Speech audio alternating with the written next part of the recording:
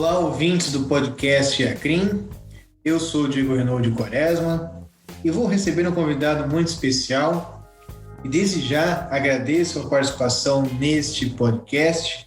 O convidado é Fernando César de Oliveira Faria, advogado criminalista do Mato Grosso, mestrando em Direito Penal pela Universidade de Buenos Aires, autor de diversos artigos jurídicos publicados em vários periódicos.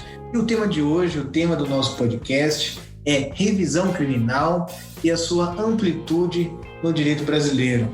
Fernando, o microfone é todo seu, meu amigo. Bom, antes de mais, agradeço o convite, professor Diego, e todo o acervo professoral da ACRIM, e do direto ao ponto. A revisão criminal do direito brasileiro, do direito processual brasileiro, acho que é um instituto que transcende os links processuais, assumindo uma feição de verdadeiro instrumento de cassação de sentenças de éditos injustos, para não dizer outras coisas. Eu faço essa incursão teórica breve justamente para fazer uma aproximação constitucional do Instituto.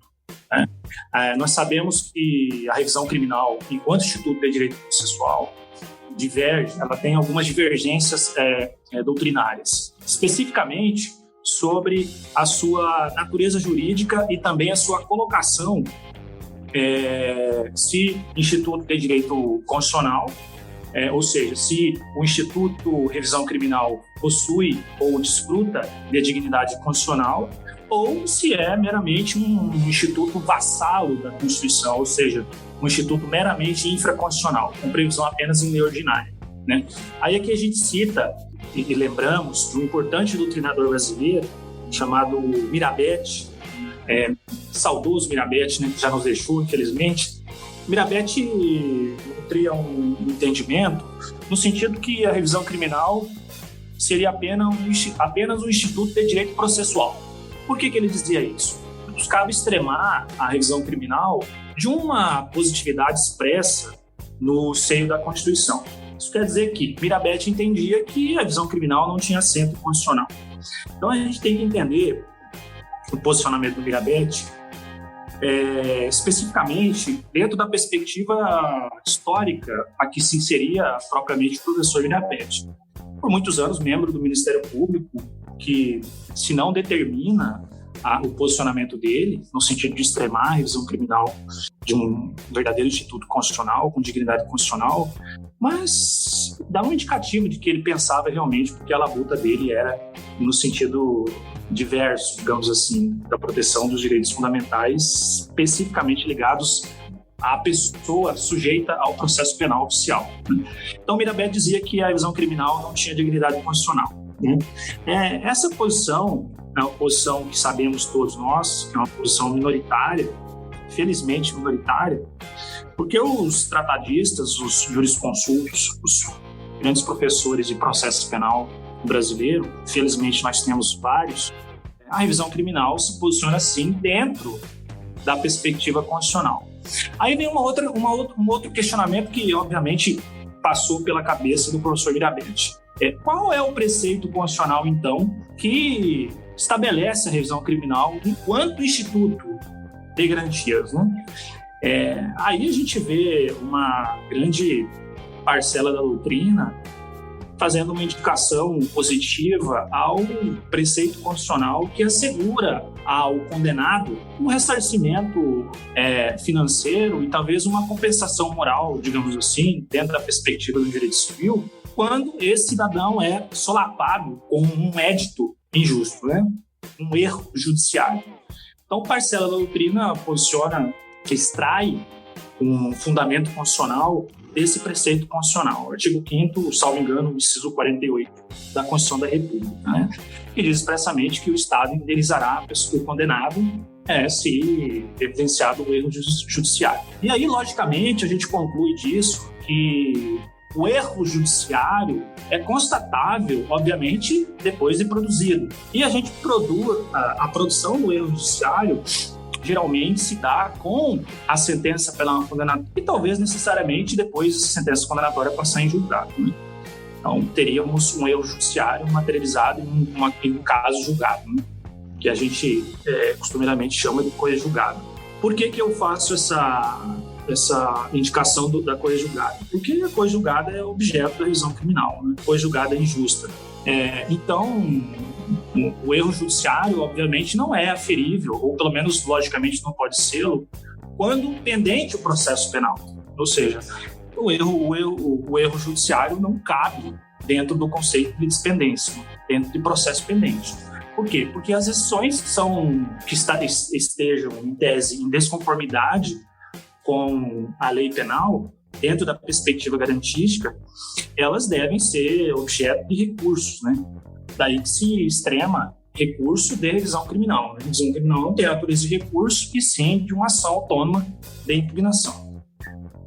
Assim como a ação incisória dentro da perspectiva do processo civil. Então, o que isso quer dizer que o erro judiciário, obviamente, demanda um caso julgado que caracterize de forma chapada um erro judiciário, né? Então, o que isso quer dizer, em nível de conclusão agora, essa primeira aproximação aí, que a revisão criminal é um importantíssimo, se não imprescindível, instrumento de garantias, de proteção dos destinatários dos direitos fundamentais previstos na Constituição da República, né? Então, o destinatário, dentro da perspectiva do processo penal, sou eu, o professor Diego, todos os administrados, né, todos os brasileiros que, em tese, podem ser objeto, né, ser sujeitos de um processo penal oficial. Então, primeira colocação que eu tenho a honra de dizer é que penso, e aí de modo seguro, que a revisão criminal tem fundamento constitucional. E talvez eu vá um pouco além da doutrina, em que não enxergo somente, em termos de limite de fundamentação, o erro judiciário como hipótese positivada da revisão criminal. Lógico que a gente não consegue enxergar um preceito constitucional que disponha de modo expresso sobre a revisão criminal, assim como faz o Constituinte de 88 no aspecto do mandado de segurança, né, e do habeas corpus, né? São também ações com dignidade constitucional expressa. No meu modo de pensar, eu penso que a revisão criminal pode ser extraída. E aí, pouco importa se de modo expresso, aí não teríamos essa discussão, obviamente, quanto implicitamente, como a doutrina costuma dizer, né? Eu não vejo nenhuma diferença entre direitos fundamentais ou garantias fundamentais expressas ou garantias fundamentais decorrentes do regime e dos princípios adotados pela Constituição da República. Até porque essa última hipótese, que poderíamos catalogá-la de direitos e garantias implícitas, decorre expressamente do parágrafo 2º, salvo engano, do artigo 5º da Constituição. O que significa que nosso texto constitucional se posiciona como uma Constituição de textura aberta. E vou mais além. A Constituição da República é uma das melhores constituições que temos no mundo, em termos de proteção de direitos fundamentais, né? Então, é uma das melhores constituições que satisfazem, justaposto, os direitos e garantias fundamentais do cidadão. Então, qual seria, no entender daquele que vos fala, o fundamento constitucional também que poderíamos agregar à revisão criminal?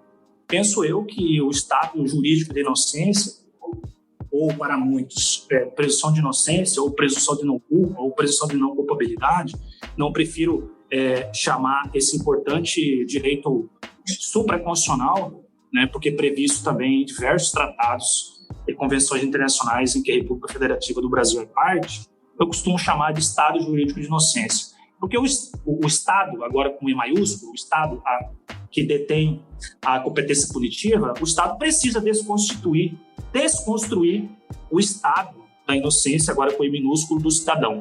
Significa dizer que o cidadão é inocente até que se prove o contrário. Quem prova é um órgão oficial também, significa dizer que é um órgão de Estado, e damos o nome do Ministério Público, que eu costumo carinhosamente chamá-lo em seriadas petições de órgão oficial, órgão da acusação oficial, tudo minúsculo, eu considero isso como um adjetivo, e o Estado, com E maiúsculo, é que vai julgar o cidadão, e sim o magistrado, né? aquele servidor público que é investido na função de julgar fatos definidos como crime, né?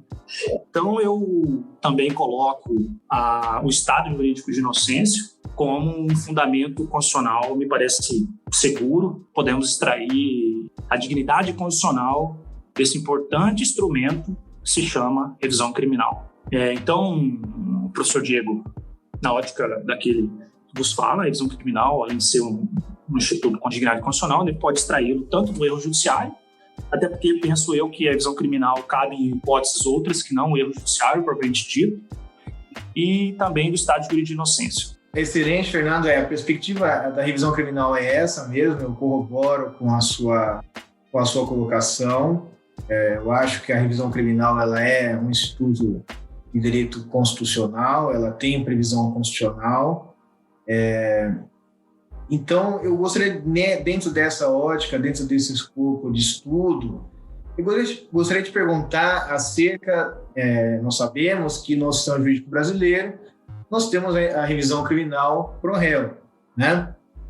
A revisão criminal pro societá, isto é, aquela que decorre de uma decisão absolutória, é possível a instituição dessa revisão criminal pro societá no Brasil? A resposta é não. Aí nós temos que dizer, primeiramente, que essa expressão pro societá é uma expressão que carece de fundamentação legal. Eu, pelo menos, desconheço qualquer lei, somente essa expressão, ipsis literis, todo o conteúdo axiológico, às avessas, que ele proporciona. Retomando a carga interrogativa da sua colocação, me parece ser impossível o ajuizamento de revisão criminal buscando rescindir uma decisão ou um acórdão de natureza absolutória.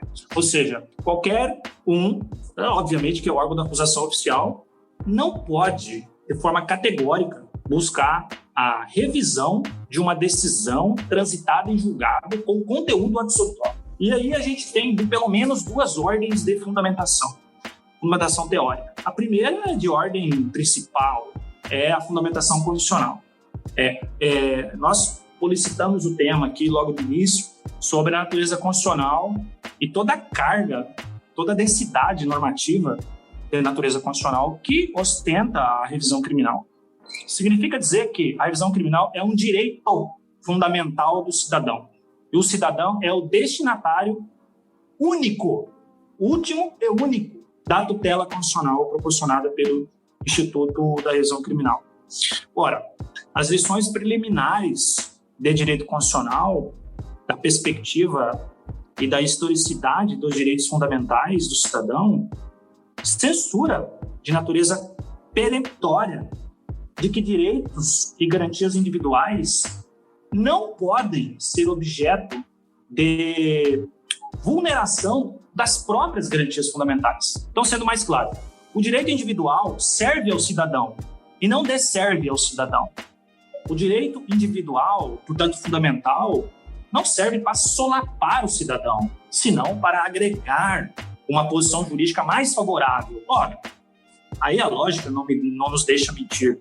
Ele é o destinatário da proteção. Como é que eu vou usar um direito individual para ferir os seus interesses, né? Então, isso aí, dentro da teoria dos direitos fundamentais, me parece impossível. E aí nós temos, nesse rumo aí, um preceito constitucional expresso, né? Que diz que não será objeto de deliberação proposta ou emenda tendente a abolir direitos fundamentais, né? Está previsto no artigo 60, parágrafo 4º, em seu inciso 4. O que a gente extrai disso? É que você não pode excluir um direito fundamental.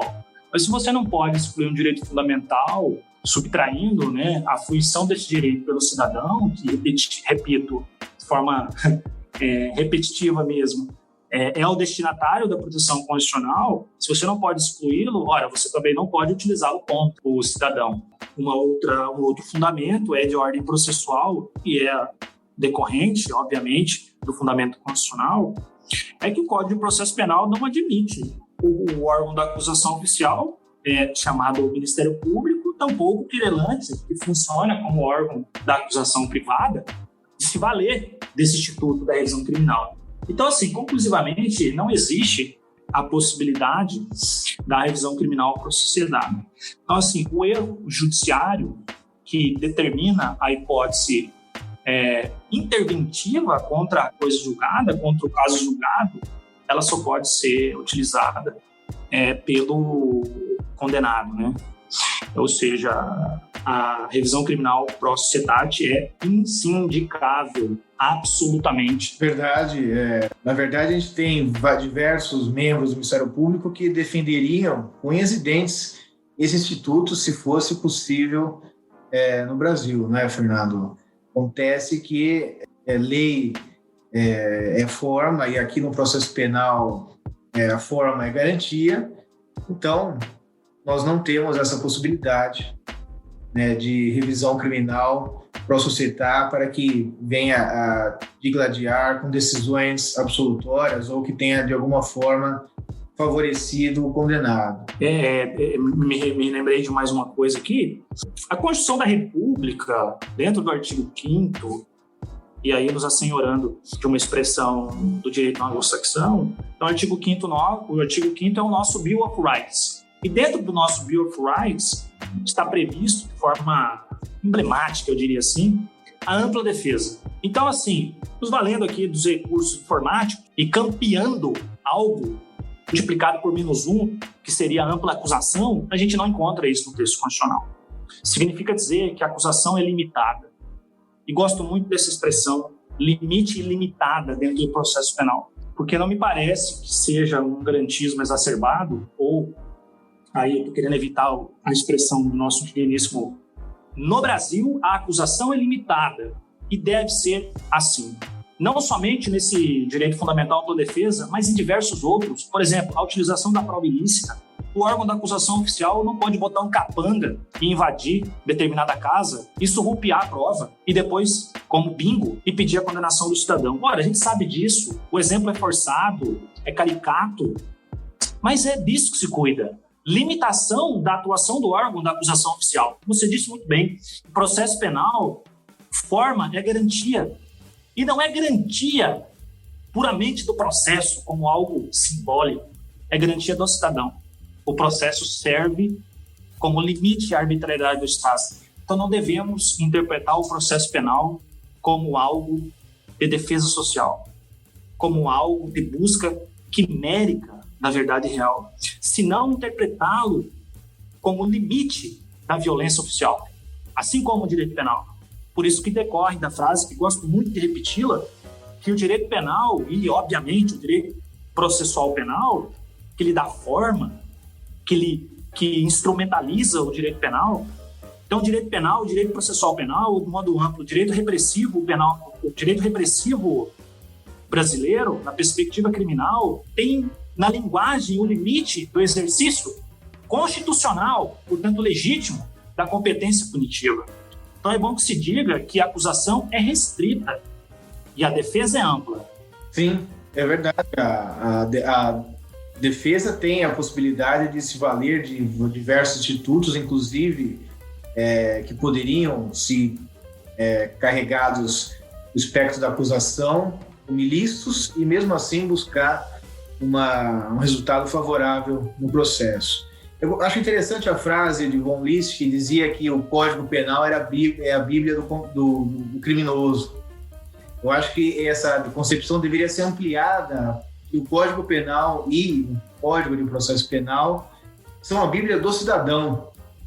Porque não só do criminoso, mas todo cidadão está ali dentro daquele sistema processual, a garantia, a forma, evitando analogia em malam partem, evitando as arbitrariedades do Estado, a interpretação extensiva e qualquer tipo de arbitrariedade que possa se inserir no Estado que vá utilizar o direito penal, do processo penal, para perseguir cidadãos. E, Fernando, dentro desse aspecto da revisão criminal, existe uma discussão bastante grande, né, acerca da possibilidade da revisão criminal no Tribunal do Júri. A doutrina é unânime no sentido de permitir que as decisões do Tribunal do Júri sejam revistas. Mas a questão que diverge, a questão que traz uma discussão de amplitude maior, é acerca de até quanto e até quando que a revisão criminal pode incutir dentro da decisão dos jurados. É possível que o tribunal reforme a decisão e profira uma decisão nova ou não? Eu queria saber a perspectiva para o ouvinte, ele entender a discussão e o que é possível e quais são as posições que são defendidas. Como você bem disse, Diego, as decisões proferidas pelo Tribunal do Júri, proferidas em Tribunal do Júri, no sentido amplo, mais significativamente dizendo a conclusão de jurados sobre a culpa do acusado, elas podem perfeitamente serem objeto de recursos, né? Nós sabemos disso, inclusive a previsão processual expressa nesse sentido. Também por uma questão de coerência, porque também se produz coisa julgada em decorrência dessas decisões do Tribunal do Júri, essas decisões servirão de objeto para o ajuizamento da revisão criminal. Então, a revisão criminal cabe das decisões proferidas pelo Tribunal do Júri. Sabemos disso. O ponto que me parece importantíssimo é compreender a extensão da competência do Tribunal de Justiça, ou do tribunal competente, né? Porque a revisão criminal tem competência originária de um tribunal. Qual que é a extensão dessa competência do Tribunal de Justiça? Se nós formos aplicar a pedagogia processual existente hoje, e aí me refiro ao liame competencial decorrente da competência recursal, do recurso de apelação de decisões do Tribunal do Júri, a gente compreende que o tribunal competente não pode, em recurso de apelação, resolver o mérito. Ou, pelo menos, não há previsão legal nesse sentido. E aí, previsão legal me permita fazer referência exclusiva ao Código de Processo Penal. Porque aí, se nós formos nos valer nesse momento de expressividade constitucional, vai ficar um pouco confusa a fundamentação. Então, o tribunal competente para julgar a revisão criminal de decisões do Tribunal do Júri, o tribunal competente para julgar recursos de decisões do Tribunal do Júri não pode concluir pela absolvição. Significa dizer que nós não temos preceito processual expresso nesse sentido. O tribunal pode, quando muito, decretar a nulidade do Tribunal do Júri e determinar que o cidadão seja submetido a novo júri, né? Significa dizer que o tribunal não pode absolver, né? Se a gente for aplicar esse entendimento à revisão criminal, fica muito fácil a nossa resposta, né? Em revisão criminal, o tribunal competente não pode absolver o cidadão condenado, né, em primeira instância. A doutrina costuma fundamentar essa impossibilidade em um dos princípios que norteiam a instituição do Tribunal do Júri, que seria a soberania dos vereditos, né? Então, assim, o tribunal não poderia rever em nível de profundidade de mérito a decisão adotada pelo conselho de sentença, porque, do contrário, estaria violando categoricamente a soberania dos vereditos. Eu costumo analisar esse item não propriamente pela ótica da soberania dos vereditos, mas sim pela ótica da competência do Tribunal do Júri para julgar crimes dolosos contra a vida consumados ou tentados. Me parece mais adequado a gente enfrentar a questão por essa ótica, a ótica da competência. Porque a competência, porque o veredito é a produção, é o produto que se tem pelo exercício legítimo da competência do júri. O júri não se confunde com o Tribunal de Justiça. O tribunal tem a sua competência. O júri tem a competência diversa. Significa dizer que o tribunal, em tese, é incompetente na perspectiva da absolvição. E não propriamente se concluir pela absolvição vai unicamente ofender a soberania dos vereditos. Antes ofende a competência. Então parece que a questão deve ser enfrentada sob a perspectiva da competência. E aí eu venho já algumas semanas pensando sobre essa possibilidade. A rigor, eu estava a encontrar um fundamento que me permitisse concluir pela possibilidade de o tribunal concluir pela absolvição. Eu confesso que, no primeiro momento, não encontrei nenhum fundamento. E quando eu digo não encontrei nenhum fundamento, em nenhum livro.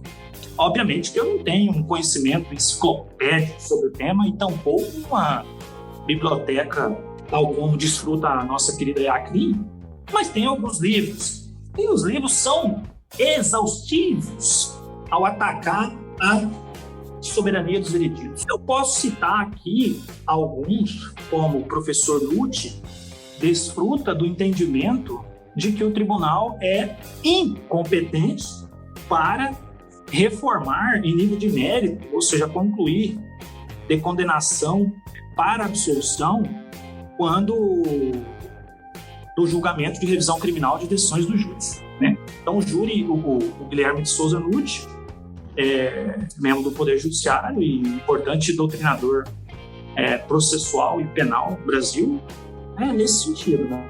A outra parte da doutrina, igualmente respeitável em nível de fundamentação teórica, entende de forma absolutamente diversa. Estão a ponderar no sentido de que o cidadão não tem mais aonde se socorrer, senão da revisão criminal.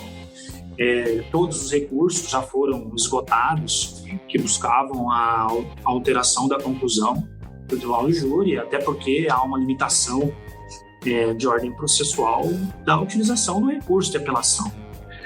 Então, aí, o cidadão não teria outra oportunidade do que a revisão criminal, sobretudo nos casos de erro judiciário, né?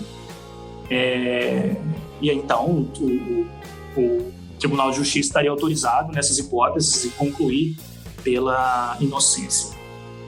Bom, concluindo, depois de muito pensar e de muito investigar sobre o tema, penso eu que a norma processual, ela não proíbe, mas também não permite de modo expresso. Então, nós estamos diante, então, de um instituto com dignidade constitucional e com previsão processual, e que nós não temos uma solução dogmática para isso.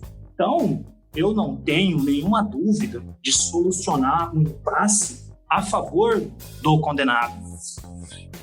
Porque isso é uma regra de matriz hermenêutica. Eu não posso, diante de um impasse ou de uma lacuna legal, eu concluir em prejuízo aos interesses do cidadão. Porque lembrando que o processo penal está a serviço da proteção de direitos fundamentais. Então, por mais que tenhamos aqui uma hipótese de tensão, talvez, de princípios, e aí me permita utilizar e dar expressão princípios fora da sua casinha típica. Então, quando há tensão entre princípios, e aí eu enumero o princípio do estado de inocência, dignidade da pessoa humana e propriamente do devido processo legal, em contrapartida há um princípio reitor do Tribunal do Júri, que é a competência para deliberar sobre a culpabilidade, digamos assim, daquelas pessoas que lhes são que são submetidas a esse especial tratamento processual. Então, eu resolvo aí, de modo seguro, esse impasse aí, eu diria, a favor do condenado, ou seja, a revisão criminal pode ser utilizada em decisões do tribunal do júri e a conclusão do tribunal competente pode ser no sentido da absolvição. A opinião é respeitável, Fernando. Lógico, existe uma discussão grande. Eu adoto a segunda corrente, né? Isto é, no sentido de que o tribunal pode fazer a rescisão e pedir sentença absolutória, mas a discussão é candente porque, de fato, os artigos dedicados à revisão criminal tratam da questão. No entanto, o capítulo que trata do tribunal do júri não faz nenhuma imbricação nesse sentido. Então, de fato, parece que carece de uma norma específica do tribunal do júri, mas eu adoto a segunda corrente como possibilidade de o tribunal proferir nova decisão absolutória. Fernando, nós estamos caminhando para o final. Foi excelente essa sua participação, as exposições são ótimas, é um tema que nós não vamos conseguir esgotar uma participação só, então aqui já fica o convite para um episódio novo, já da segunda temporada, que logo mais vai sair. Então, eu agradeço muito o seu convite, vou deixar você fazer os agradecimentos finais. E obrigado pela participação, obrigado por essa aula. Eu tenho certeza que nossos ouvintes do podcast IACRIM vão se sentir satisfeitos com a exposição e, lógico, buscar esse aprofundamento doutrinário para que o ouvinte decida e até tome um posicionamento acerca do que ele considera que é o entendimento mais adequado. A palavra é você para os agradecimentos finais, Fernando. Eu agradeço novamente, ratifico o meu agradecimento feito preambularmente, coloco-me à disposição para novos debates, sempre bom e profícuo, atuar na defesa de direitos consagrados pela Constituição. Me parece que a revisão criminal é um direito constitucional e toda a linha argumentativa que nós tivemos a honra aqui de poder compartilhar, toda essa linha argumentativa decorre da proporcionalidade de tratamento do cidadão que é submetido ao processo penal oficial. Então, novamente aqui, deixo meus encômios aqui aos ouvintes do podcast da IACRIM, da Escola de Advocacia Criminal, e costumo sempre lembrar que não há cliente ruim em restaurante bom, senão clientes bons em restaurante bom. Então, a IACRIM é um excelente instituto aí do saber penal e processual penal, e obviamente seus leitores também desfrutam desse magnífico adjetivo aí, teórico. Então, fico aqui os meus agradecimentos aqui finais. Muito obrigado. É isso aí, pessoal. Nós ficamos por aqui nesse episódio. Siga o perfil do IACRIM no Instagram, siga no Spotify a nossa playlist. Toda quinta um episódio novo. Nós ficamos por aqui. Um abraço e até mais.